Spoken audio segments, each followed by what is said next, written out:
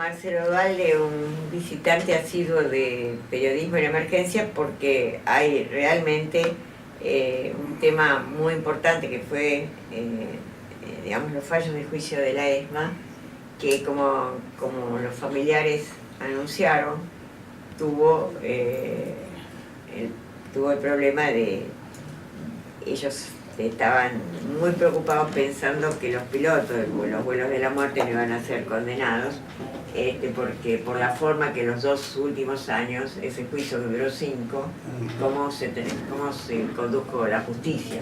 O sea, que los citaban para una audiencia, la audiencia no se hacía, se postergaba, o si no, en lugar de varias horas duraba 15 minutos. Es decir, se dieron cuenta que había un cambio fundamental en la forma de tratar la cosa y argumentaron los jueces que no había pruebas suficientes. Sí, bueno, ante todo, buenas tardes a todos. Más que un nacido visitante, soy casi un concubino a esta altura.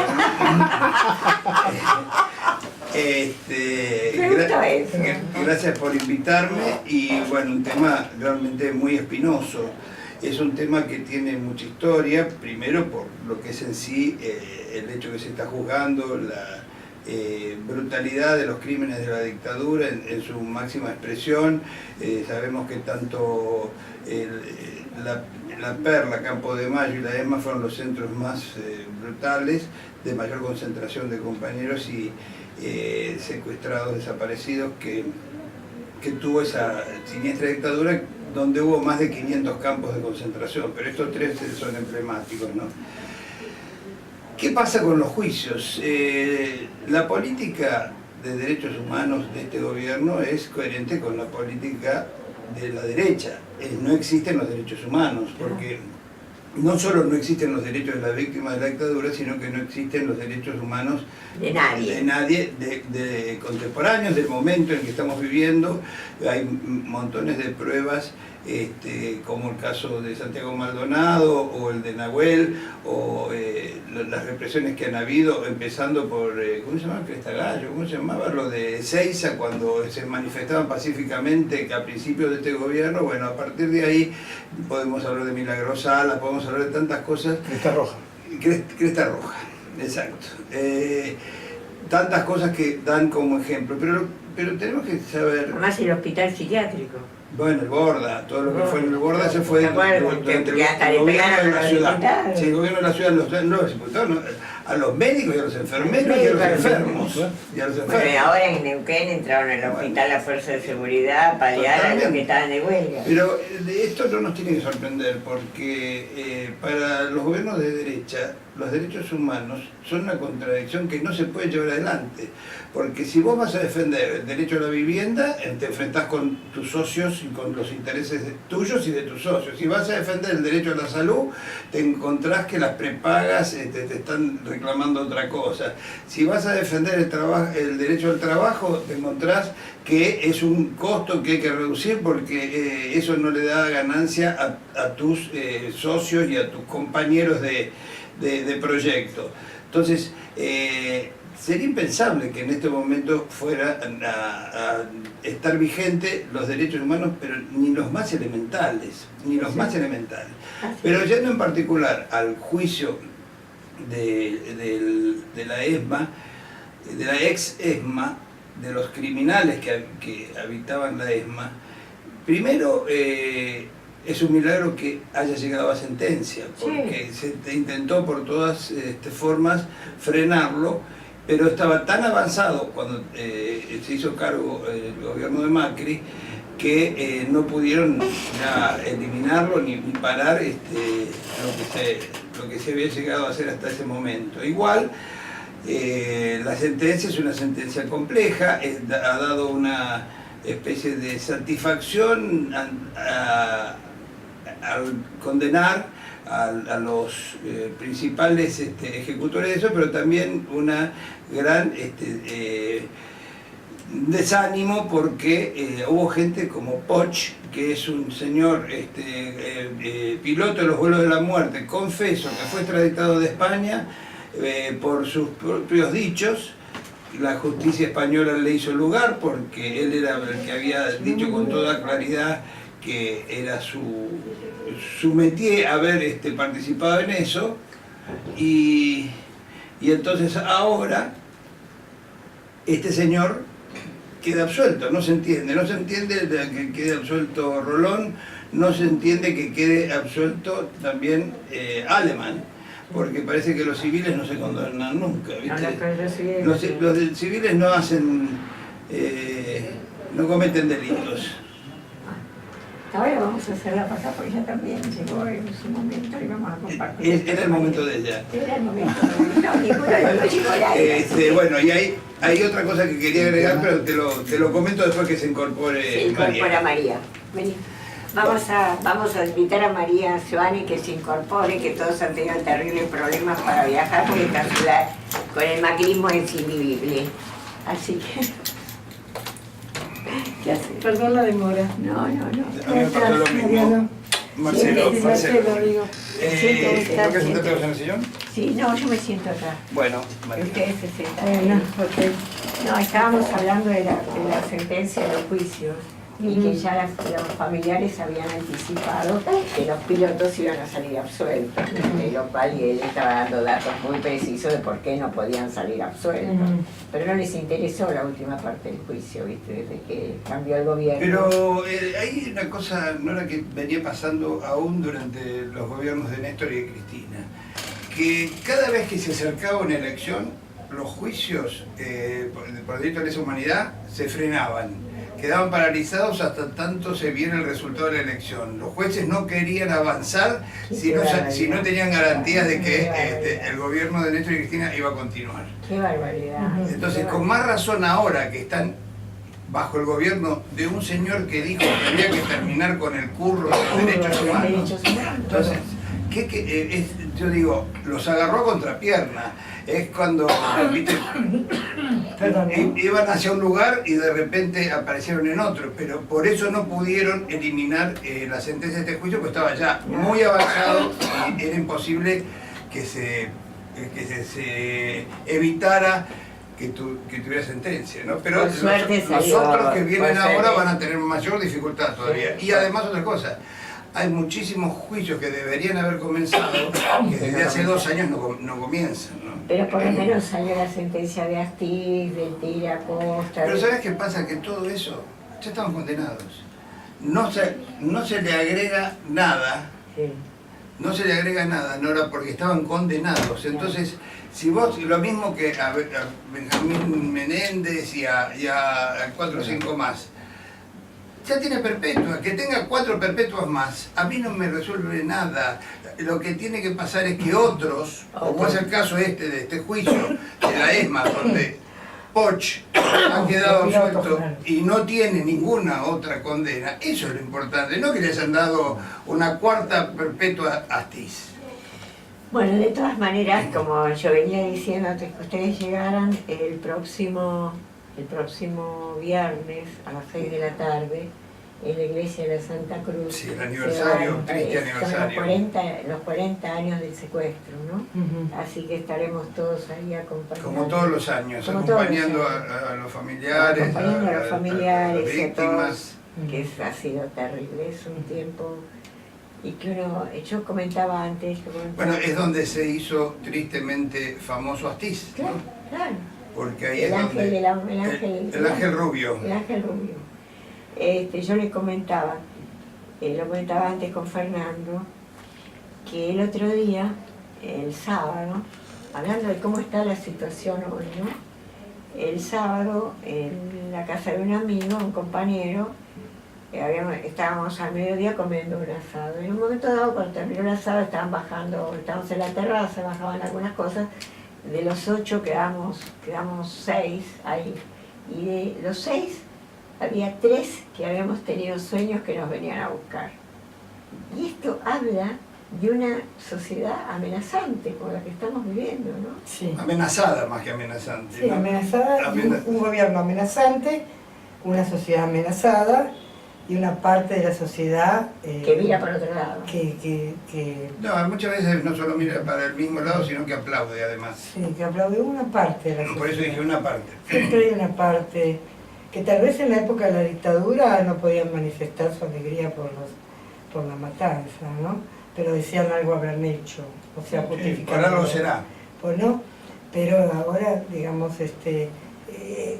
ahora el hecho de que el presidente, como le dijo cuando dijo que tenía una lista de 562 personas que molestaban en la Argentina, que le meterían un cohete a la luna, como dijo, entonces un cohete a la luna, bueno, eso no se elimina de tener que decir que crearía la AAA o que sería mucho más grave, ¿no? A mí me gustaría saber si Santiago Maldonado y Nahuel estaban en esa lista de 560. No está, seguramente no estaban en esa lista, pero están todos los jefes mapuches, seguramente, la gente que pide su pertenencia, ahora que están muy interesados en hacer inmobiliarias en la zona de los grandes lagos de la familia Bullrich. Ahí vi varios carteles que están queriendo lotear. Qué horror, qué horror.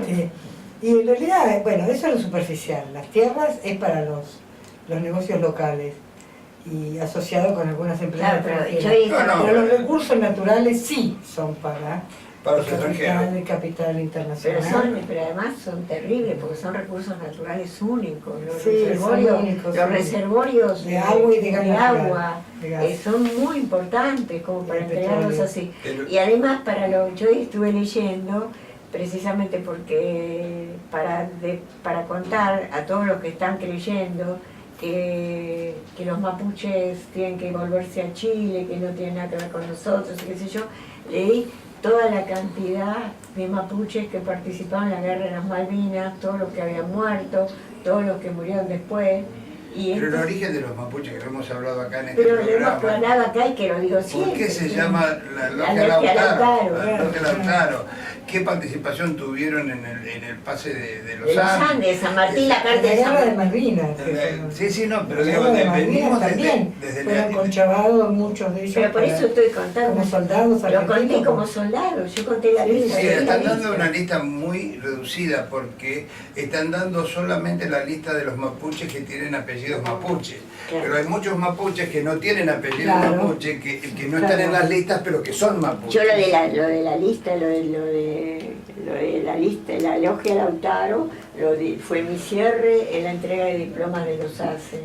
Sí, yo lo digo siempre, porque hay que seguirlo diciendo. Hay que decir que hay una carta de San Martín agradeciendo la participación mapuche en el ejército de los Andes, cuando las familias patricias no le querían entregar sus hijos. No querían mandar sus hijos. Mandaban a los criados. Una cosa, Marcelo, a mí me parece que lo que indica esto, que nosotros tengamos que luchar por la memoria y por la historia y no dejar ni un tantito así de espacio de hacerlo, es que este es un gobierno que a casi 2 años instalado, se revela su verdadera naturaleza. Yo creo que el capitalismo financiero internacional está buscando un gobierno global con sede en los grandes bancos del mundo, en los grandes capitales del mundo. Y que el gobierno de Macri es un grupo de tareas del capital financiero local, es un gobierno neocolonial y teocrático, esa es su definición perfecta, por lo cual toda la historia, toda la memoria, es kriptonita para este proyecto, porque la verdad que es necesario que este sea un territorio casi te diría ignominado. Casi que no se tuviera que llamar Argentina. Pero es lo que hacen siempre, sino la Patagonia, ¿no? Porque es ahí donde van a hacer negocios. Cuenta 4, la cuenta 4 produce, no produce, da dividendos o no da dividendos. No, la cuenta 4, qué sé yo, el fondo Patagonia Rich. ¿Viste? Una cosa así. Pero no viste lo que hace con eso sería la Argentina. No quieren reconocer un solo héroe. Él no juró por la patria cuando asumió. Y fue muy llamativo. Es el único presidente de la historia democrática argentina y de la historia argentina que no juró por la patria. yo lo repito siempre, porque creo que es muy significatio que no haya jurado por la Tiene patria. una confusión, pobre, porque él hace 2 años estaba en campaña, creo, dijo el 9 de julio que era el Día de la Bandera, entonces, Sí. viste, por ahí tiene esas confusiones que no sabe qué es la patria, viste, por ahí. Bueno, justamente, pero no es una confusión. No, que, escuchame, Tiene que no ver tiene- con su formación. Por La supuesto, formación es... por supuesto. ¿Qué casualidad que todos los chicos egresados del Cardenal Newman son los que están dispuestos a hacer esta faena estupenda de saqueo Pero, de recursos, de pero- bienes, de Pero hay memoria cosas y de que son historia. tremendas, María, porque No sé, están qué sé tratando de imponer ese Es un tipo tema de de- educación del Newman, de la Universidad de Yo Belgrano. sería más Están- sospechosa. Yo creo que ahí hay un desembarco planificado Pero- de los tipos que iban a hacer esta faena y no es espontáneo. No, pero hay nada. me refiero a otra cosa, espontáneo están en este modificando en este momento, eliminando todos los institutos de formación docente de la capital federal por y supuesto, del por país, supuesto. y para transformarlos en la universidad docente que va a estar guiada por los mismos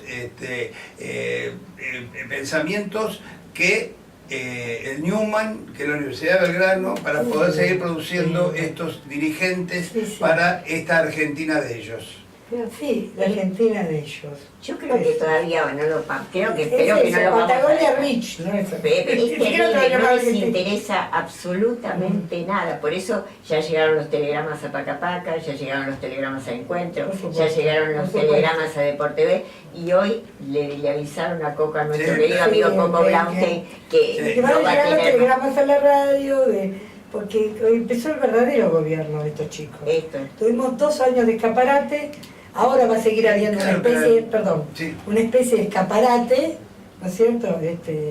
Que es el funcionamiento pragmático de las instituciones a través del toma y daca y de la extorsión y de la presión.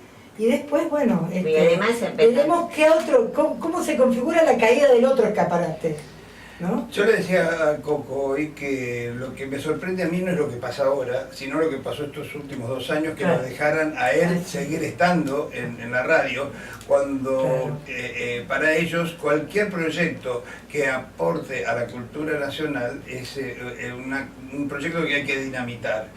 Porque ellos están convencidos de esto y han venido a dar vuelta a todo.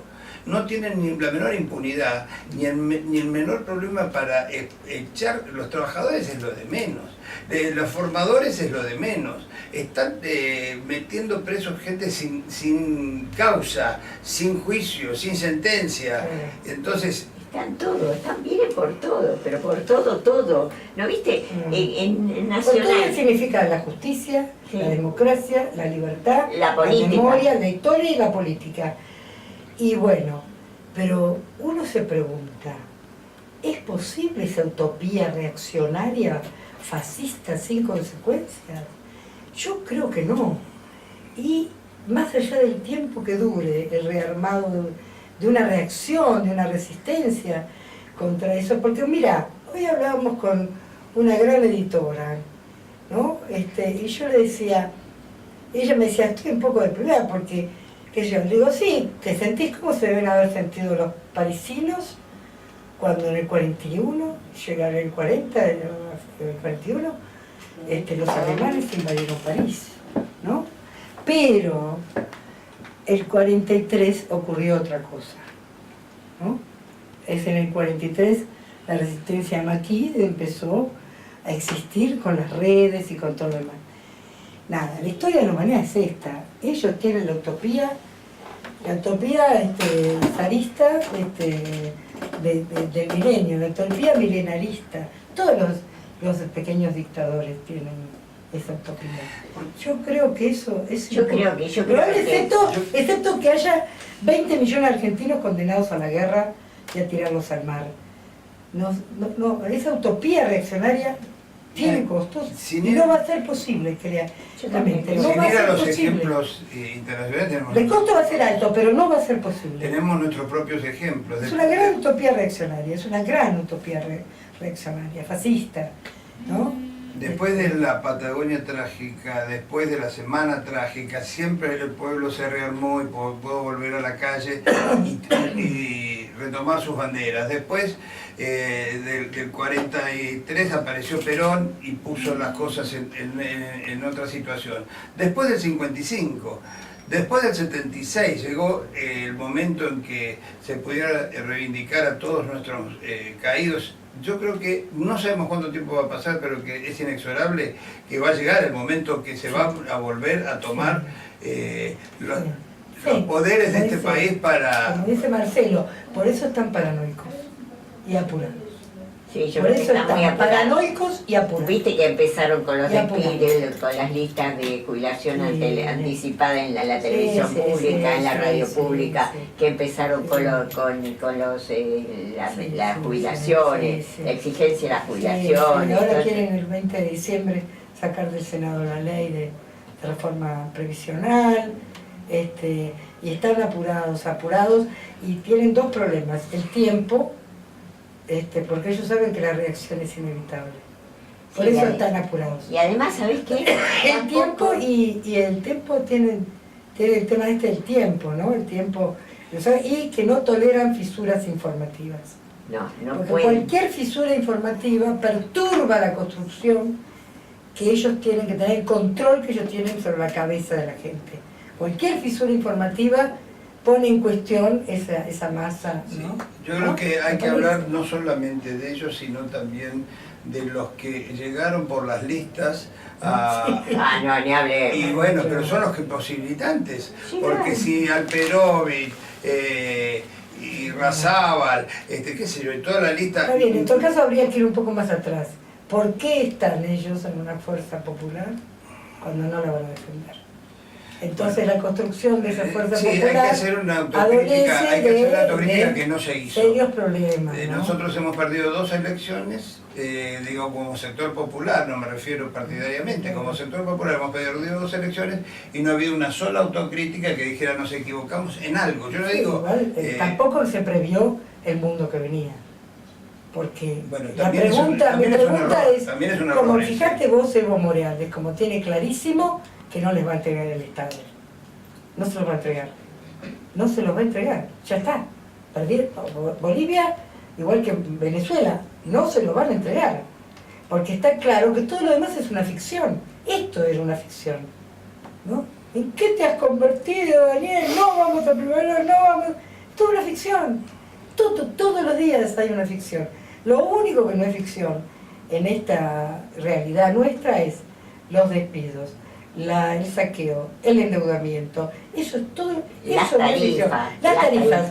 La decisión de colonizar la justicia, de chantajear a quien haya que chantajear. Y la decisión de reprimir. La decisión de matar.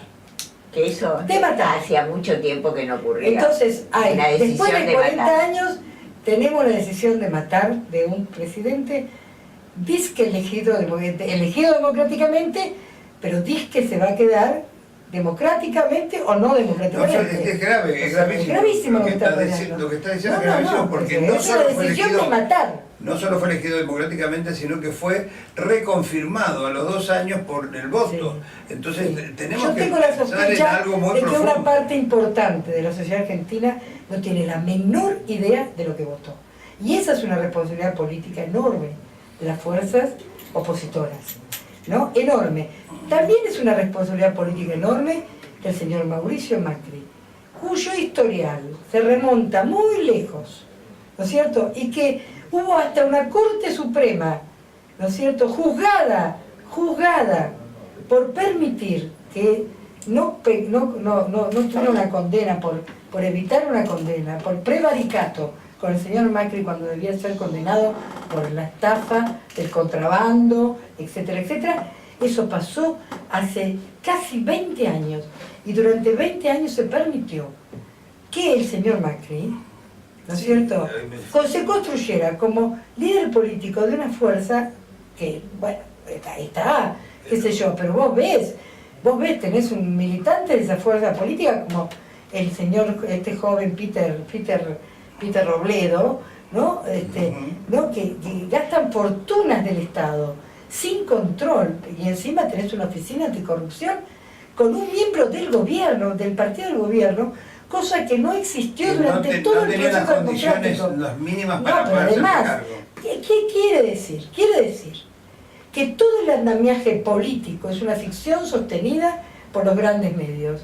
Y lo que está pasando en realidad es la destrucción de la democracia, la república y las leyes que nos rigieron hasta el momento. Están atentando contra la Constitución.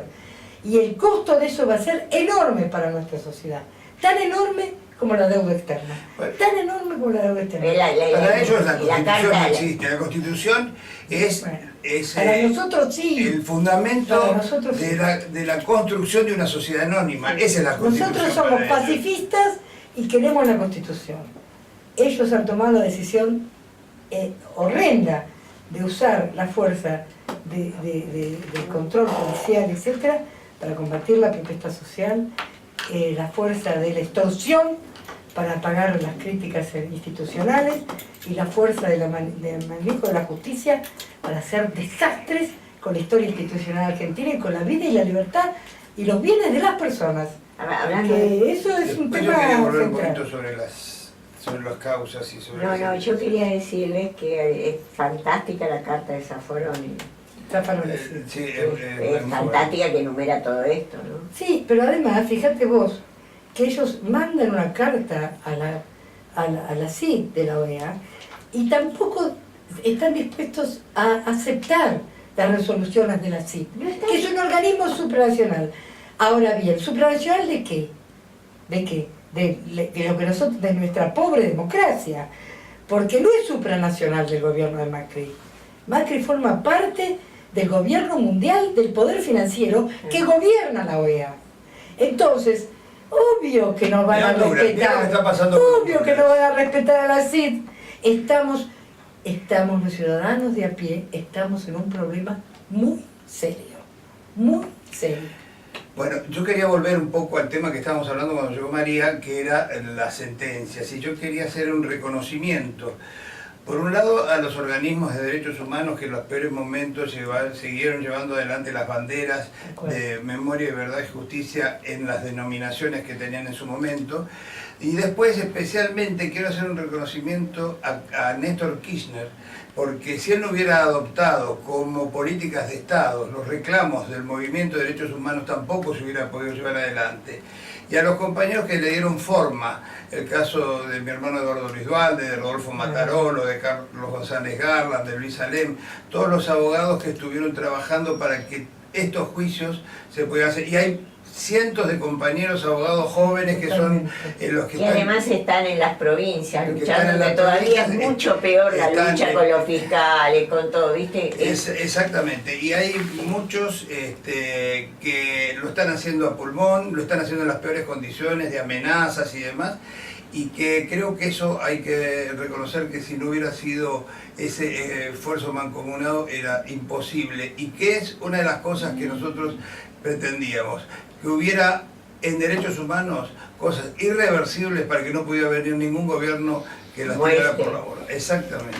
Yo quiero, además, lamentablemente los tiempos con los atrasos no nos acompañan, pero yo quiero decir que además las cosas y la resistencia sigue por libros como todos los libros que vos escribiste, María, reivindicando nuestra historia, hablando de nuestra vida, que de todo lo que has hecho desde que empezaste a escribir, no solo como periodista, sino por todos tus libros que han dado pie a tantas cosas, como La Noche de los Lápices y tantas otras cosas. La Noche de los Lápices, donde tuvo mucho que ver mi queridísimo Eduardo Dualde, ¿no? Porque fue un poco él el primero que me editó y además él el que descubrió que yo lo iba a escribir. Esa tarde en la sala de audiencia, después que ambos habíamos escuchado el testimonio de Pablo Díaz. Esa es la historia, en verdad. Y así que sí, La Noche de los Lápices fue un libro en donde yo comencé a contar lo que quería contar de la historia argentina. Y de ahí para acá empezaste y seguiste contando libros, realmente con libros muy importantes para nosotros. Así es. Yo les agradezco mucho, lamento que no podíamos tener todo esto. Haber llegado tarde, pero era un caos la ciudad. Bueno, a él le pasó lo mismo. Le pasó exactamente lo mismo. Y entonces encima eran las cosas que podíamos hacer. Es una de las cosas que yo quería venir ahorita, ya te había dicho y cumplir con No, ya lo sé, Pero pero a bueno. pesar perdóname que te interrumpa, a pesar de los perjuicios que te trae tu programa, nos trae a todos, yo estoy muy contento que los compañeros estén en la calle, se manifiesten, que corten las calles, que hagan todo lo posible para hacerse notar ante un gobierno que no los valora, que no los tiene en cuenta, que los desprecia y que cada vez toma más medidas para perjudicarlos. Bueno, por eso nosotros estuvimos el otro día con los compañeros de los sindicatos haciendo la radio sindical el día de la marcha, Sí, señora, ¿viste? Ahí en la esquina conduciendo con... No te vi, pero te escuché. Ah, bueno, o sea que estábamos ahí con Apo y con el profe Romero, ahí entrevistando y haciendo cosas, que es lo único que podemos hacer es seguir en la calle. Así ¿Qué es, vamos a hacer? así Es lo que nos queda. Por el momento es lo que nos queda, pero supongo que como vos decías, María, lo hemos demostrado muchas veces, esta vez también lo vamos a Las demostrar. utopías reaccionarias del milenarismo no existen, no existen. Yo creo que no, yo creo que hay que convencerse que no. Bueno, y así llegamos al final de Periodismo en Emergencia. Le mandamos, como dijimos antes, un enorme abrazo a Coco Blaustein, que es terrible que levanten su programa. Van a quedarse sin muchas voces, creo que Carlitos Ulanovsky se va. También se va. Entonces, cada vez hay que seguir en estos espacios que son realmente la dicha que tenemos de seguir, hay que defenderlos. Todos los que venimos acá con las radios online, ahí está mi compañero querido Norberto Gonzalo, que viene a continuación y que le estamos robando algunos minutos. Pero bueno, como decía hoy, desde siempre hemos tenido poetas, hemos tenido gente que ha defendido. Me acordaba de un tango, que ahí le voy a preguntar a el que seguramente debe saber quién lo escribió, es Norberto Gonzalo, el tango Pampero, que habla del viento pampero, viento indómito y guerrero, de ti aprendió la raza a cabalgar furiosa cuando quiso domarle al extranjero. Ya en aquellos tiempos se hablaba de él, que el extranjero nos quería domar. Larga data. Larga data. Nos estamos pasando de tu tiempo al tiempo de Norberto, que además viene con una cantidad de invitados. La voy a decir, y acaba de llegar Adriana también, así que esto viene fuerte. Gracias. Muchas gracias. Gracias. Muchas gracias.